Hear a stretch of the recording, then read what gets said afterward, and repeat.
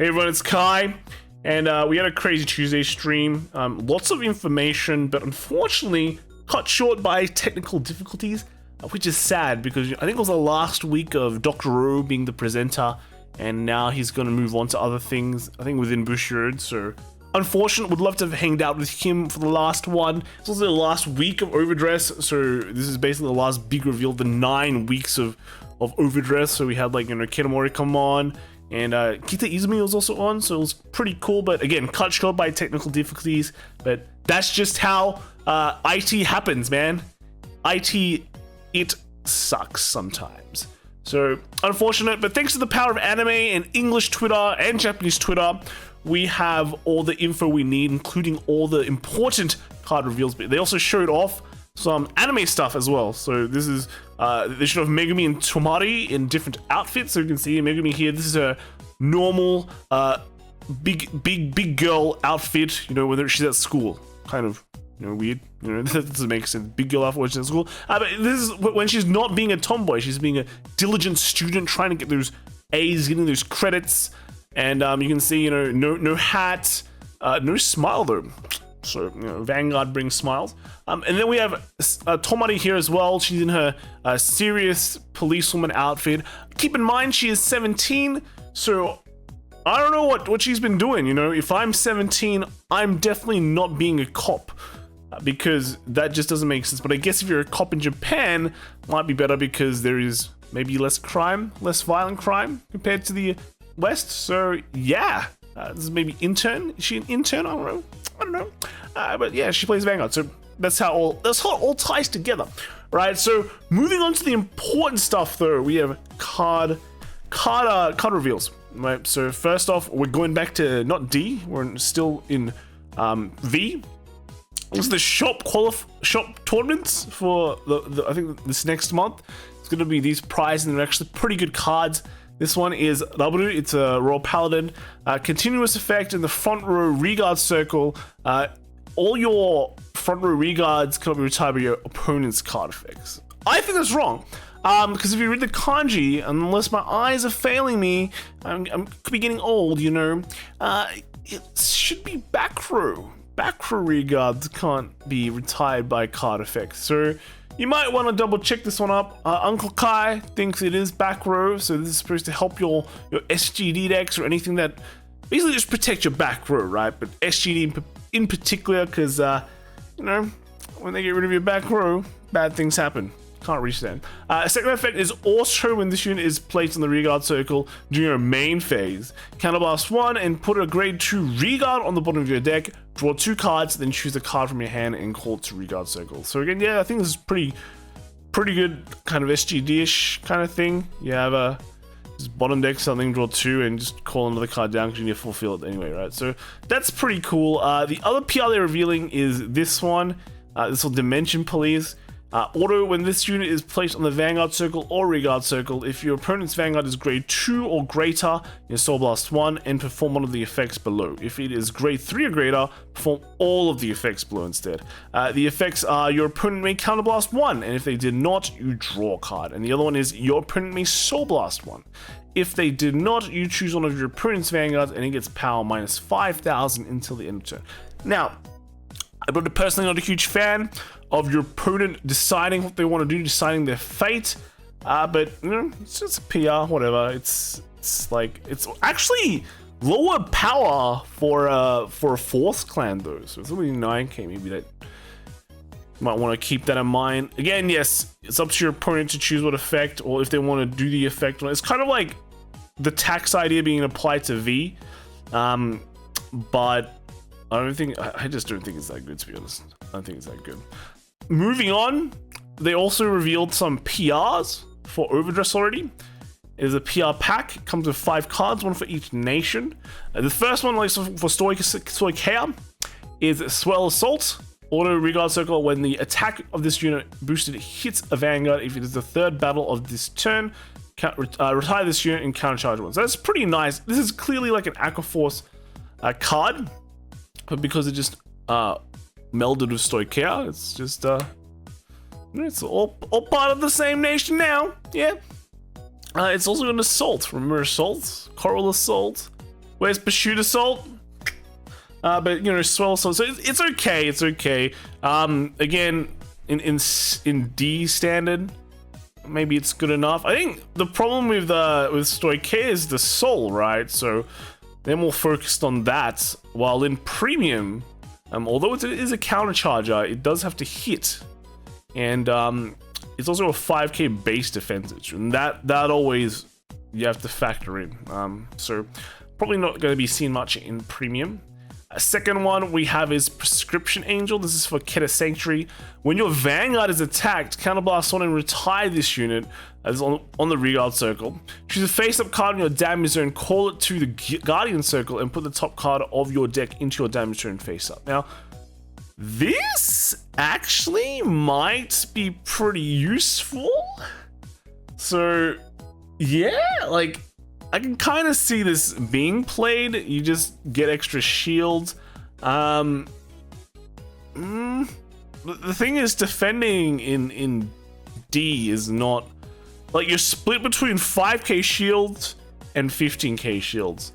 So, being able to call out any damage check that you've gotten seems kind of okay. Keta Sanctuary overall doesn't really use much counterblast except for their Holy Punishment Order. So I can kind of see this being used, but it just also means you have to commit this card to the field, which might be awkward in the deck. But we do have another archetype for Keta Sanctuary being revealed today, so that may be interesting. I think this has quite some promise in premium. I'm not sure. I think there's a lot more choices in premium that kind of does the same thing. Then for Novigrad, I mean not Novigrad, because Brand Gate. So we have Rapid Charger, Auto Reguard Circle. When the attack of this unit boosted hits, full charge 1. Very low value. I think they just couldn't figure out what to put in for Brand Gate, so just go on hit. Slow charge 1. Yeah. I don't like. Remember, I don't like on hits personally. I like just being able to just pull off the effects. On hit pressure usually is not good enough unless the effect is really, really darn good. And a Soul Charge 1 is like, whatever. And then for Dark States, we have a Direful Dole Violetta. This looks pretty pale moonish. So act in the soul. If your soul has 10 or more cards, counterblast 1 and call this card to the rearguard circle. So actually, not bad. Just a free plus. So yeah, I guess it's like, doesn't really break the game either. So I think that's okay. Kind of nice. And then lastly, for the Dragon Empires, we've got Blazing Spear Dragon. So auto in this unit is placed on the rearguard circle. If your opponent has no units in the same column as this unit, counterblast 1, and this unit gets power plus 10,000 to the end of turn. Very boring effect. I don't think this is very good. CBing to get power just feels kind of low value. There's also like another effect attached, another condition attached to it. So I'm not a fan. But that's kind of good. It just means the PRs aren't 100% required, which is great. I like having PRs that you don't have to get that also cost like $20 now, and sometimes you might not even get in English, which absolutely breaks the deck. So yeah, having just normal powered PRs seem pretty good. So good job, man. Now moving on to the new reveals for the day. We have the Dark States one, and I'm getting some DI vibes from this. You know, this is like it's like a green bolt, but it's called Uncanny Bernie. When this unit is ruled upon, if you went second, you draw a card. So the second draw effect, like going second drawing 2, is actually written on the card itself, it seems. So it's not like a rules change or anything like that. But yeah, rip quick shields drawing is just pretty much better, right? Second one is Deep Sonica. All right, so auto when this unit is placed on the Vanguard circle, Soul Charge 1, and then continues on the rearguard circle during your turn. If your soul has 10 or more cards, this unit gets power 10,000. So yeah, there's some bigger DI vibes coming from this, which is fine. I think I kind of guessed that probably going to be no funny what you call it, special keyword effect for whatever is being revealed today. I don't know, just to keep a different kind of feel for it, make it kind of easier to get into. But you know, you're exploring another clan's identity, which is DI, with this new card. So that's pretty cool. Big DI vibes here. I don't know what happened here though. I'm not feeling much DI vibes here. Like, he's got lightning, so maybe it is like a yellow bolt, but whatever. Electro Spartan. When this unit is rode upon by Master of Gravity, Magnus, Cost: put a card from your hand into your soul and draw a card and soul charge 1. When this unit is placed in the rearguard circle, counterblast 1 and soul charge 2. So okay, you're just increasing. Remember, you want to get to soul charge, like soul being 10, I think, to pull off a lot of effects. So having the option to counterblast 1 and soul charge 2 in standard might be pretty good. Putting a card into soul and drawing, and then, you know, soul charging 1 is kind of the same thing too. So I think this is okay, very just normal utility, I guess, for Baron Magnus. And then lastly, the grade 3, Master of Gravity Baron Magnus, auto Vanguard circle. When this unit attacks, cost counterblast 1 and perform all of the following according to the number of cards in your soul. So if you have 5 or more, draw a card. If you have 10 or more, this unit gets power and critical +1 until the end of battle. And then 15 or more, okay, so you want to hit 15. Both you and your opponent put all of your own reguards into your souls. Choose up to 2 cards from your soul and call them to the reguard circle, and those units get power 10,000 into the end of turn. So that's actually pretty good indeed, right? You know, 5 attacks straight up, having a crit, 10,000 a crit. You can even do Persona Ride as well. That will buff up just your front row that entire turn to make big power plays. So this is very strong. But also this technically can be played in premium as well, because remember, in premium we've got Gastille, and Gastille just makes everything work. But this basically generates extra attacks. Actually though, but if you use Gastille, you're sucking your whole board in, and you're losing the power from the Castilles and only getting 10k, and a plus 20k instead for like if you do have a Persona Ride. So I don't know, maybe not, unless it's like at the end of a giant chain, so you're like NLK and something else, and then you go into this card. Yeah, maybe. I guess the advantage here is that you both suck in all your reguards. So if you're against people running Honolly's or really annoying reguards that stop you from doing those multi-attacks, this basically gets rid of that problem. So, okay, that's pretty cool. Lots of potential in, well, there's some potential in premium, but in standard, it looks very strong. But also, you know, the final rush stuff looks pretty strong too, I have to say. Multi-attacks with power, so yeah, Dark States already out of the bat, looking really good. Then moving on, we've got the Keta Sanctuary archetype. We're going to the Sorceresses. They look like upgraded versions of like Magus, I think. So yeah, Triconnect Sorceress. Looks pretty cool.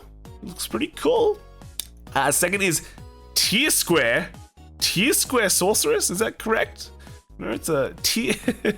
It's a meta dog, man. Auto: when this unit is rode upon by Penta Sorceress, cost counterblast 1 and draw a card.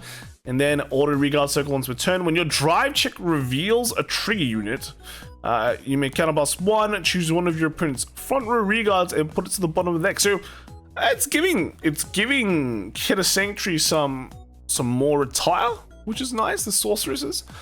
So reveals a trigger unit. So this kind of feels like this entire archetype is just going to be revolving around triggering triggers, which is kind of like old Mega Stack the Deck kind of thing, I feel like. So yeah, that's cool. And just a nice normal draw 1 effect is nice. We've got Penta Sorceress, otherwise known as the T-Po Sorceress.